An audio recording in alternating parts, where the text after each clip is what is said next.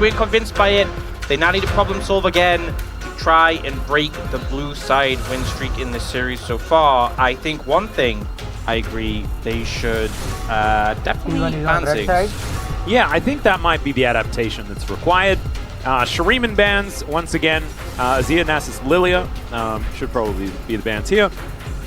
It was Rumble, LeBlanc, Smolder in game number 1. I love it when they change the order, but they keep the bans the same. It's very funny. Yeah. This is same order, same bans? I think it has to be Ziggs. I think it has to be Ziggs here. I don't think you give it over again. Building, the item build we're not talking about, but in terms of the champion, D+ definitely know how to play around it. They banned the Vi instead. I think not great, but at least you don't have the Vi Ziggs combo, which is very limited counterplay.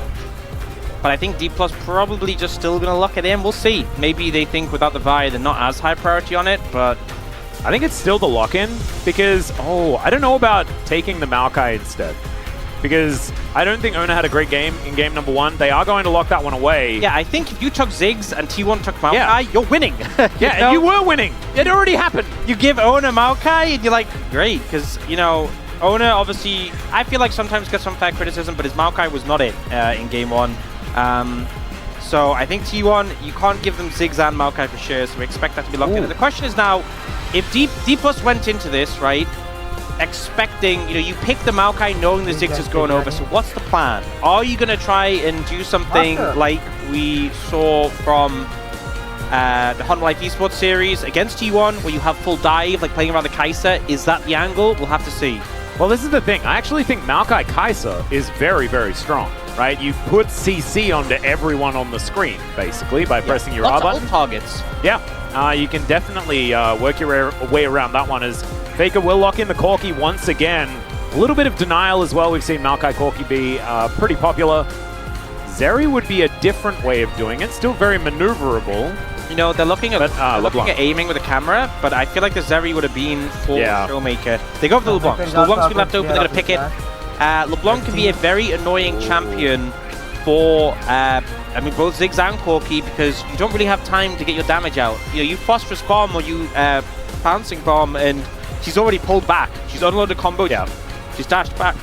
There's a lot of delayed damage in Ziggs' kit just in general, and so if you just unload, then she's just not going to be there anymore. Yeah, and Jhin, you know, Jhin Maokai, pretty powerful combo where you open up with the Maokai, the LeBlanc can do work to get them low, the Jhin can ult from a distance. And I think the Sejuani makes sense because you need someone to block. Yeah. I think blocking the Maokai ult, blocking the Jhin ult shots, you need someone tanky enough to do that. Now, Lee Sin ban comes through because T1, consider the fact it could be a flex Maokai to support, and it could be Lee Sin LeBlanc. They respect that. I mean, I think it's justified against Lucian Showmaker to respect that combo. We do see the Camille ban coming through to deny that from Zeus. I think it makes a lot of sense. He had a fantastic game, obviously, previously with that setup. Yep, a lot of pressure now on Moham to actually ban something. That's, I think, one of the most important things here in this game is to see whether his ban game has been upgraded. Yeah, that's it's on you, right? You kind of messed up about last 25 time. seconds on the clock, Moham. He's looking away for the monitor. Okay, he's back at the monitor, it's fine. You can't be deliberating at a time like this. He's looking away. He needs confirmation. Can he do it? It would be a big step up from last game. It's getting so stressful. We are ticking down. We don't actually have the timer, but look at that green bar. It is disappearing. Moham, please! Oh, God, okay. Oh, okay, he's going to ban Vayne. There it is. He clutched it. He did. You know what? That shows learning, and that shows growth. Character development. Right there. Here in my LCK. You love to see it. It doesn't mean we're going to get the Leona in the bot lane. And with both a Lee Sin and a Nocturne ban, T1 are suspect of this Maokai. Maokai LeBlanc, not the most inspiring mid-jungle duo, and I think that's a big reason why they're so untrusting of this combo. Leona and Sejuani, a lot of CC from these two, a bit more single target. I mean, obviously you can AoE with Leona's ult, but it's not like a rel. And speaking of, I mean, here's the question: do you want to flex? I mean, keep the Maokai in the jungle and pick something for Moham? Jhin Braum does not fill me with joy at all. No, please do. Yes. There we go. Yes. There we go. Yes. Oh. Man, Moham's really adjusted in Game 3. He was just, he's just toying with us. But like, Braum and Ziggs, not the play, but the rel, we've seen Moham be fantastic on this. You have great engage here to set up. And in terms of following up on those engages, the Jace could be the pick for D+. That's a lot of poke. Oh yeah. Ooh, Kenny. No, I'm not a fan of the Kennen here. We've seen Kennen struggle a lot, but triple AP topside. Oh, it's Aatrox. I mean, it's King and Aatrox. You know, I can't really fault him too much for picking it. It's AD, which is better than the Kennen. Yep. But you're also a comp where the clear goal for D+ is to kind of go forwards, poke people out, follow up with the ult. I feel like the Aatrox is sometimes better served when comps are diving into him. Oh, and Yone! All back. You can remember, 2022 Worlds, the Yone had to be banned against Zeus because he was picking it into King and Aatrox and doing some work, so... I seem to remember there was a certain, the Shy guy on the top side of the map as well that... Shy guy? Why was he shy? Well, I don't know. You'll have to ask him. Of course, you were the LPL commentator when he was playing. That was a little bit after my time. Doesn't play like a shy guy, I'll tell you that. Yeah, no, I think that's definitely true. But this is a top lane matchup that shouldn't go very well for the Aatrox. We'll see whether Kingen can pull out some of that Worlds 2022 before Zeus pulls out the Worlds 2023. Oh yeah. To show him right back. This is a lot of fun. Some blasts from the past, but we'll see how far back we end up going when looking at that top lane. Yeah, I think honestly overall T1 has the edge in this draft, not just because they pick Ziggs, but the top lane matchup's good. The only concern really, I feel like, because in the 5v5s, I think they're really set up for success. Strong skirmish topside, we want a Ziggs grid pairing. The only thing is that LeBlanc. If we see a situation where, you know, like the Rel gets to interrupt mid, where the Maokai comes mid, if Showmaker gets fed, the whole game could just fall out of control. And again, Moham on this Rel has been an absolute monster, so yeah. It's a lot of strength, a lot of pocket picks for D+. 3 players on their best champions, honestly, it feels like, and T1 with a strong comp to answer. Yeah, it's whether D+ can keep them at arm's length. That's going to be the question here. Let's see whether it works as we come into the Rift for game number 3.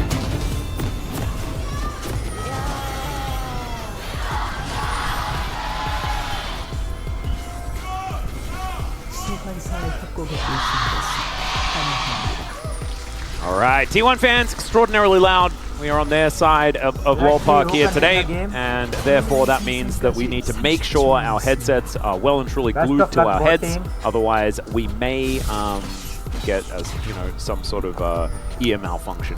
Yeah. Oh. All right, Showmaker just going to wander past. Carrier also doing the same thing. It's just one of the nice things about playing LeBlanc is that you just so little threat to level 1s. So hard to actually catch the LeBlanc. There's a no flash LeBlanc though with that ignite, which we have seen before from Showmaker. So going for that pressure as much as possible in those skirmishes. And even though like Maokai LeBlanc isn't a combination that really inspires a ton of joy compared to like LeBlanc Lee Sin, if the Maokai lands a W, the root will follow up pretty convincingly, and they will see the bomb.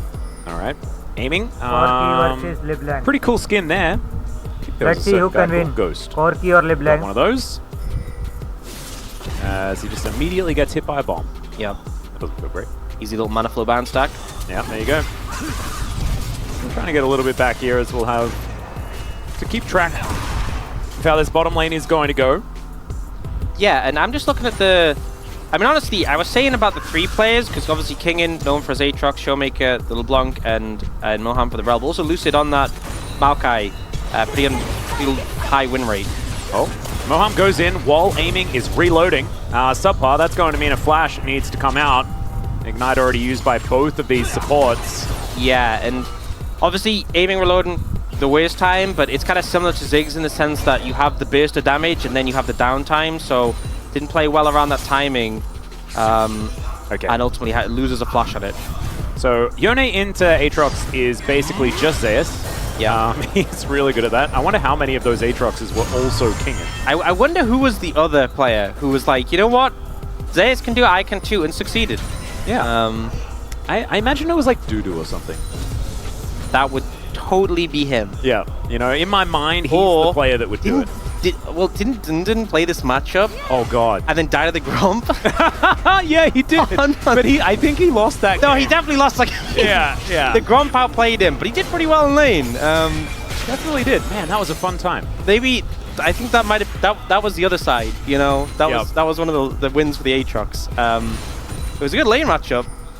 I think maybe for that one they should have put Aatrox plus Grom versus. Yeah, that's the tough part. If you can employ Gromp, then you really can get over the line. Showmaker could be in trouble. Does have, of course, the distortion, but there's the flash from Ona. Really nicely played. He's just dead. Oh, no flash available for team. Showmaker. So that is first blood going down. Nicely played. Beautifully played by Ona. Bit of a redemption after some hiccups in playoffs so far. And I think, you know, on LeBlanc, you have this sense of safety, this sense of untouchability. No flash, you are vulnerable. Yeah. Gumushi taking a 4th shot to the noggin. That is suboptimal. Not a whole lot of mana here for the Ziggs. Yeah, it does have biscuits though. I mean, this is the thing, is a lot of Ziggs, you get the mana flow band, you get the early stacks, and then your biscuits give so much mana back that you can kind of just stay in lane a lot longer and wait for your spikes. We do see Lucid hanging around.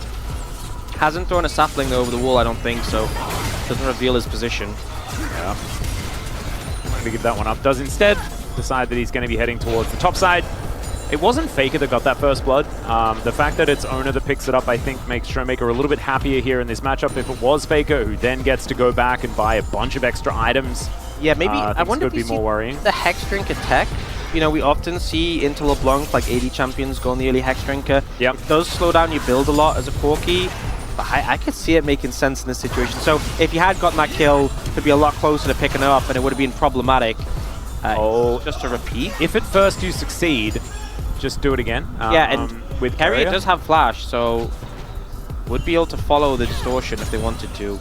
And this is the timing before Showmaker gets 6. Yep. Showmaker is going to throw out a chain, doesn't hit it. Finds an electrocute though. Faker really wanted to bait Showmaker to distortion and in. And Showmaker's like, I ain't falling for that one. Nope. This time around, we're going to check this one out from Ona's perspective. And just a Q flash there, follows it perfectly. The W's dodged by the LeBlanc, but yeah, it doesn't matter at that point. Really well played. Yep, gorgeously done. In fact, starts off the Arctic Assault to make sure that he then distorts, and so he knows exactly what he has to do. Very nicely done there by Ona. Of course, his Sejuani has been pretty good so far this season. And I think it gets difficult if Showmaker ends up behind. The top jungle 2v2 is borderline unplayable. You can see already the 1v1 Fort King going really bad. Yep. If Sejuani joins and it's Sejuani Yone against Aatrox Maokai, it's brutal. So definitely don't want to opt into that one. So it's not like you can really get too much help. Yeah, Ona might be overextended here a little bit. No Aftershock anymore, as now he's trying to set it up for a turn. I think realizing that he's just dead, the distortion does go through, but now Carrier could be in trouble as well. Moham's burning down, so Faker is able to get that kill, but Carrier likely to fall as well, just waiting for that twisted advance, and there it is from Lucid. Punch goes the Brambles, and there goes the Leona, as Aiming and Gumushi just fighting here towards the bottom side. Just an overstep from Ona without the flash. Felt like he had safety with his team backing him up, and this does lead to pressure on Grubs, but Zeus is going to scare Lucid away. Use the Twisted Advance to Twisted Disengage. Yep, or advance backwards. As Moham is still here. Faker is still pushing forward. Moham kind of wanted him to go a little bit further forward. Crashdown does not connect. Just one Grub going to be taken by D+. He's going to give the rest over to Ona by the looks of things, unless he does come to try and go for some sort of contest. You can see Moham still in the area trying to threaten. I think Ona should be able to get that one, and then he has Smite up for the last, so should be safe. You can see Carrier and Faker moving into cover. So I think they're okay. Yep. T1 getting 2. Big Grubs early, fantastic with Ziggs. Now, Ona does see Showmaker. Yeah, he's going to distort back. You can see Lucid wants to try and get this. Does secure the blue buff, but I think he's going to die for it. And there we go. Ona says, nope, that's mine. And he's able to take down the tree. Now T1 looking to cascade this towards the top lane as Kingin already at 50%. Moham trying to come in and defend, but there is so much to defend from. There is the fate sealed, and it's exactly that. Zeus helps just lock him down while Faker tidies it up, and they'll take plates as well. Beautiful execution there. Carrier doing a great job on Lucid. Takes aggro first there as well. And the angle, in that situation, you always want to try and hug the wall. That's what everyone does in a dive. You're hugging the wall, getting behind the tower. And Zeus, you could see him lining it up and manages to find both targets with the ult. Really good execution. This is that initial play where Ona overstepped contesting this ward. The big thing is he queued in on Moham. That's the mistake here that cost him. No flash, you use your Q. It means the chains is a free connect. And it does backfire quite heavily for T1. So good punish there from D+. And in the ensuing fight, yes, We see Moham go down, but it still ends up favored for D+ here. Yep. Lucid just finds Twisted Advance, but it can't stay good for D+, unfortunately. Low here, and T1 sense it. That was Carrier finding a blindy flash over the wall, beautifully played. And then here, you know, Moham and King know they're in trouble, so they go against the wall. Look at this, east to the side, you see him lining it up. As soon as the Zenith Blade comes in, ults hits both. Carrier's the one with aggro. The damage is there to follow up. Just really well played from G1. Yep, Soul Unbound there to make sure that Zeus was never in any trouble either. So now 1,800 gold the lead for T1. And remember, guys, this is not their serve. This is red side for T1. This would be catastrophic if D+ lost this one. Oh, I'm getting the Fierce Dragon as well. You have the Grub's Edge, you get the Fierce Dragon. It's Cloud Ocean, so I mean T1, I'm hoping it's not a Chemtech, but there's a lot of good souls still available. Faker has gone for that early Hex Drinker, 202, so that extra gold. I mean, he's got Hex Drinker and a Ruby Crystal. It's going to be a hard target for Showmaker to really threaten. See him hit him there, and it just doesn't really do anything. But top lane is where it's really bleeding out right now. Already the tower's really low, and Kingen, if you take some bad trades, you're just losing your tower. And remember, this is a Ziggs team. If T1 ever want to move Guma up here, he can just finish it off. He has TP. They might look to do that in the next minute or so. Yeah, this is looking really rough for King, and you can see 67 and 91. The lead for this Yone is getting absolutely absurd. You know, honestly, the only reason I'd say you wouldn't move the Ziggs up here is if you want to extend the laning phase, because Kingen is having a horrible time. And you can see, it looks like D+ might be like, yeah, we need to end this sooner rather than later. They are bringing their entire team up, and they're like, Kingen, just please go somewhere else. Don't. And Kingen's like, yeah, I'll appreciate that.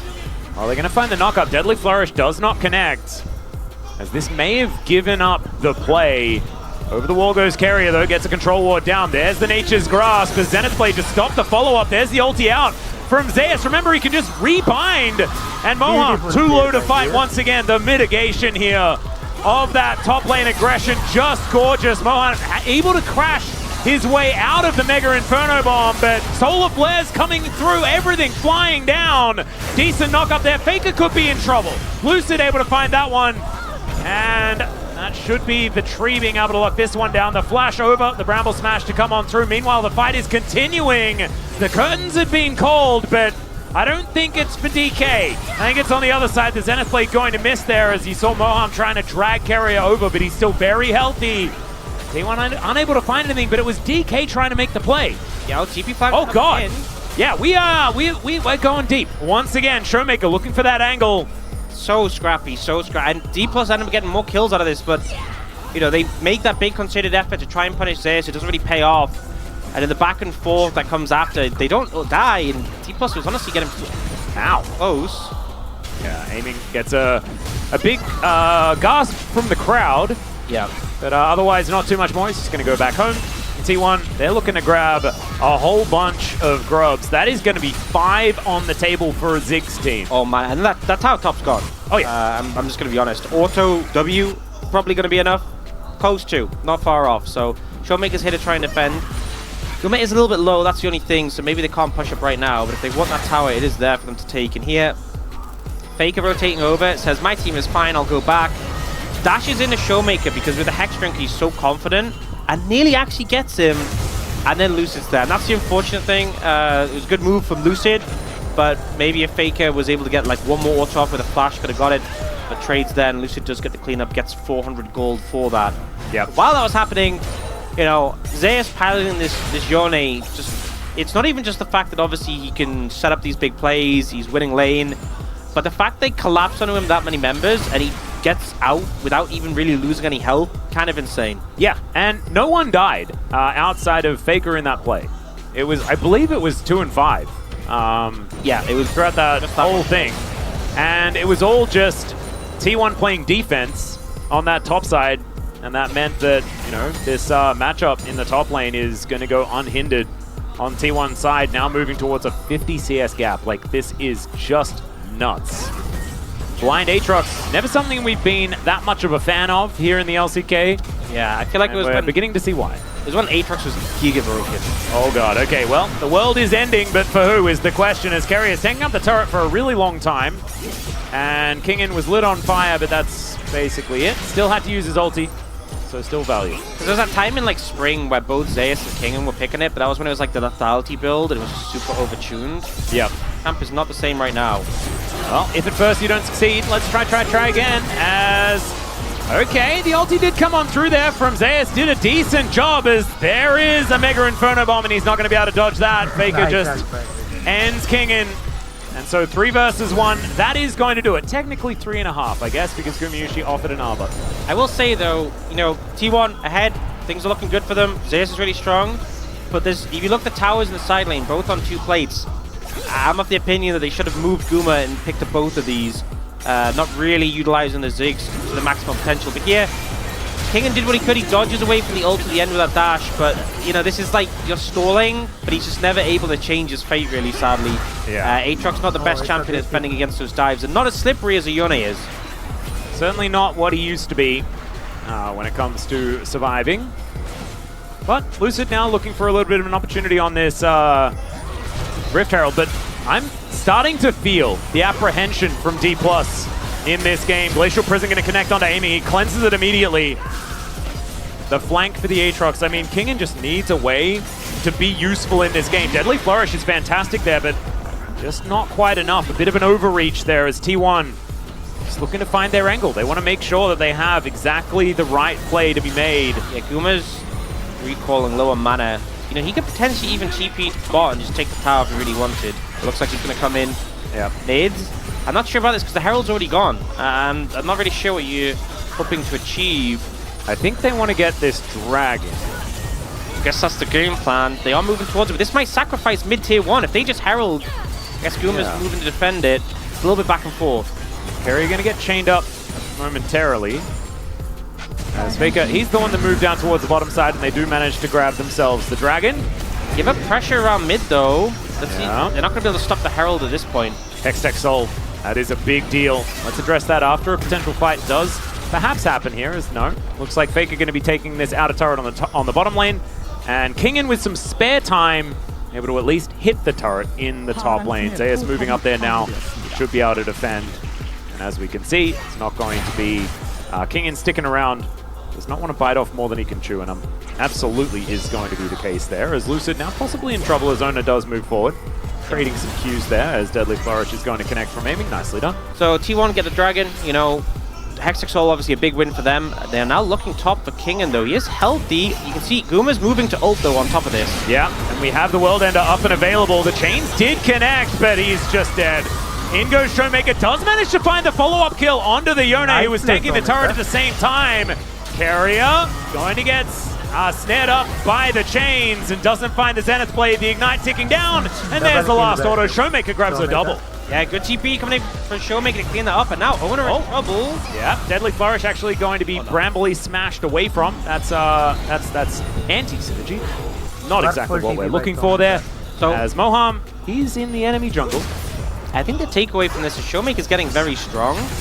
Kingen is pretty useless, but I think it was blind Aatrox, yeah, not really much you can do about that one, but Showmaker is becoming a big threat, and that is a concern for T1.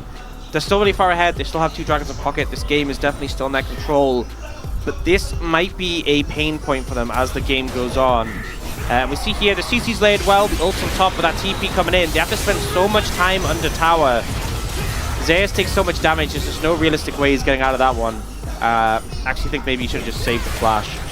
But Carrier also ends up going down for their sins.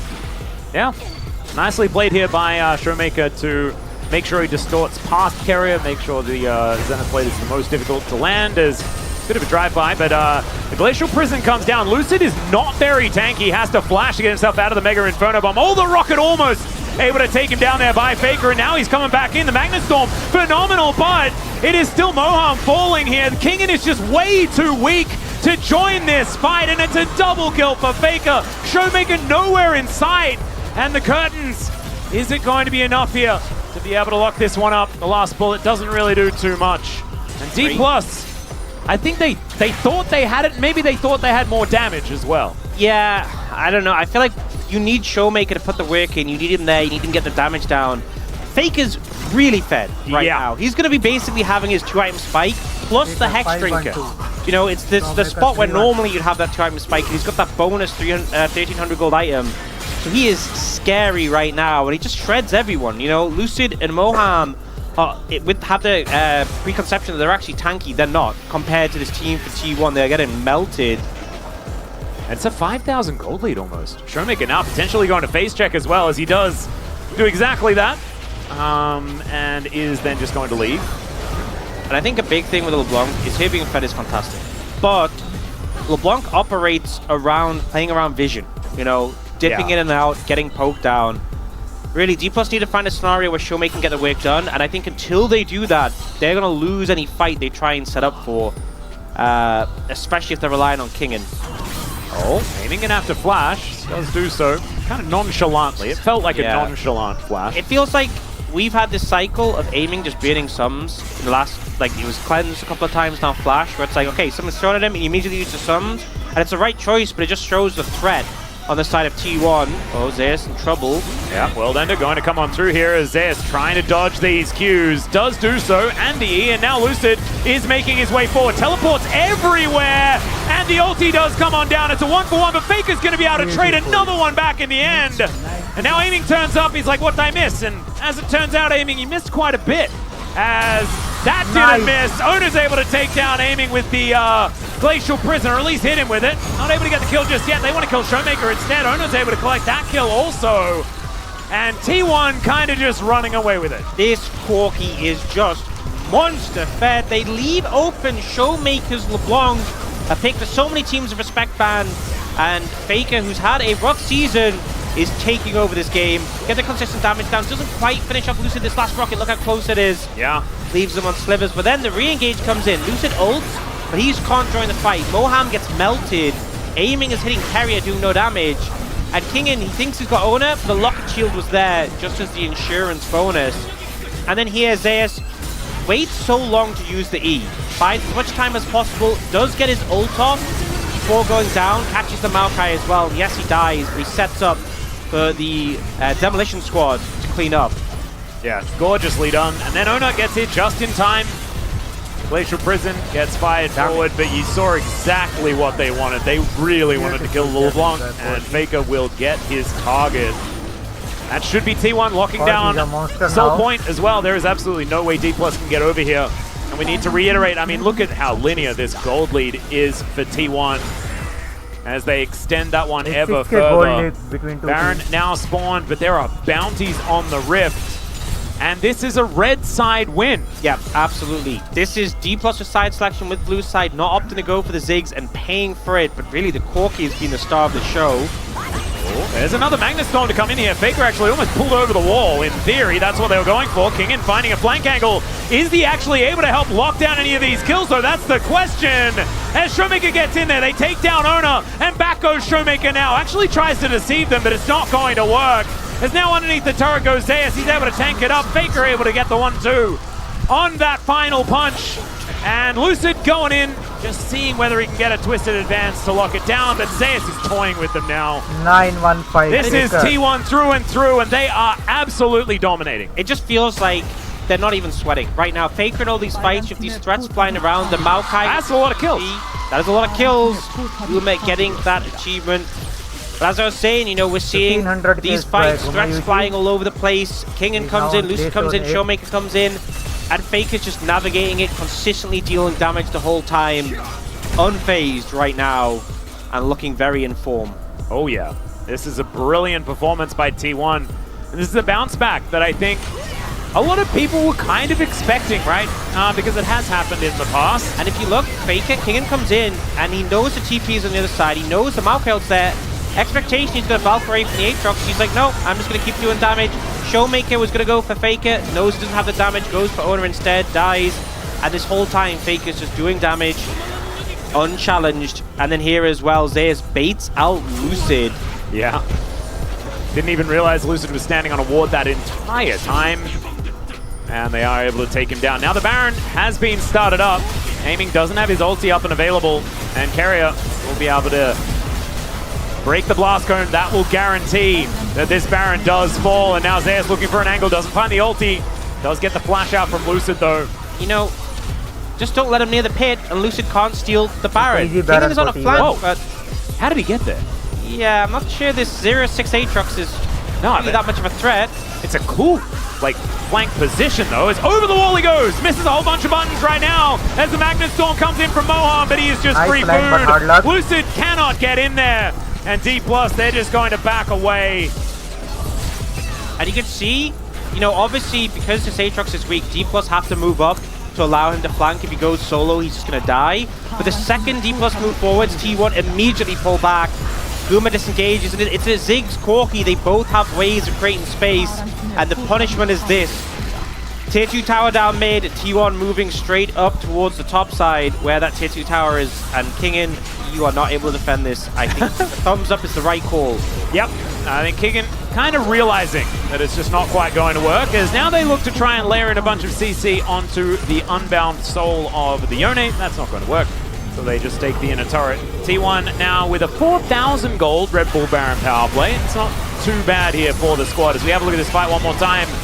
Optimistic on that flank from Kingen, and it's Mohan that pays the price. I can't fault D+ for looking for this sort of play, because I think you have to look for these, but the problem is Kingen's just too weak. The rest of the engage isn't fast enough to get there in time. Mohan gets shredded immediately, and nothing really comes from it. You know, I think part of this is compositional issues. I think the top lane matchup is rough, but also just didn't get off the ground running, which they really needed to with this composition. And now T1 looking towards that bot lane tower. And it's just, you have to send 5 members here. You have to be like, we are ready to fight right now. That's the only thing that discourages T1 from immediately taking it. And you see aiming moves up towards mid to clear the wave, and the bot tower is going to go. They are looking for an engage now, though. All right, Moham is going to take the Hex Tech gate. Curtains have been called, trying to find a few of these into the backline as Zeus says, no, you do not press R, not on my watch. Good sidestep there from Aiming, though, as he does get thrown back. Aiming, can he find the Deadly Flourish? He does, but his turret's dead. And Zeus just walks it off because there is zero follow-up from that far away. Meanwhile, whatever's happening here, some supportal combat, as Doa did say. Let them do their thing. Yeah, just wandering around. One's got a lance, one's got a sword and shield. It's like a Renaissance fair fight, you know, between the two of them. Oh no, the real damage is coming in as Moham just wants to, he wanted to deny the kill to Yone. It's not going to work. He pressed Q. They delay the kill. Moham's dead for 20 seconds. Hextech Soul is up. This game was already in a borderline unwinnable spot. Add Hextech Soul to the mix, and I don't. So, like, what's like? You can't really get more over than over though, because over's still over. Yeah. Well, no, you can. Oh, it's what you say when you're on walkie-talkies. When you stop talking, you say over. Yeah. You've done the conversation, you say over and out. There you go. Oh, so this is over and out. This game's over and out. Oh, baby, I like that. We haven't done that one before. I like talking about walkie-talkies as well. It's better than talking about a game that is over and out, you know? I remember when you were a kid, you have a walkie-talkie, and it doesn't matter how like irrelevant or meaningless a conversation is. Put on a walkie-talkie. Oh, so much more fun. So much more fun. Oh, just call you walkie-talkie your friend. You took one of the meats, right? Yeah. It's like late at night. You're like, hey, you there? Over? Yeah. Oh man. You can even talk about the fruit bowl. You know, it's like any apples left. Over. And you don't actually care if there are. No, you left. don't. And he's like, bring me an apple though. And then you just don't even eat the apple. You just play Nintendo instead. It's okay. T1 looking to push in and end the game. No Baron up just yet. 2 minutes on that one. As D+, I mean, this is a circling of the drain if ever we've seen one, especially with that Hextech Soul. Look, that's just poke damage from a Solar Flare, and then the real poke damage is... Oh, God! Gamushi says nope to the Jin, and now Kingen's trying to get out of there. The world is ending, but I think it's his. And there's the ulti forward from Zeus. Tanks up the turret a whole bunch, but it doesn't matter at all. There go the turrets, and T1 says over and out to game 3 and says hello to match point. They managed to take down D+ on blue side. The pop of the damage numbers a bit here, but they will end the game.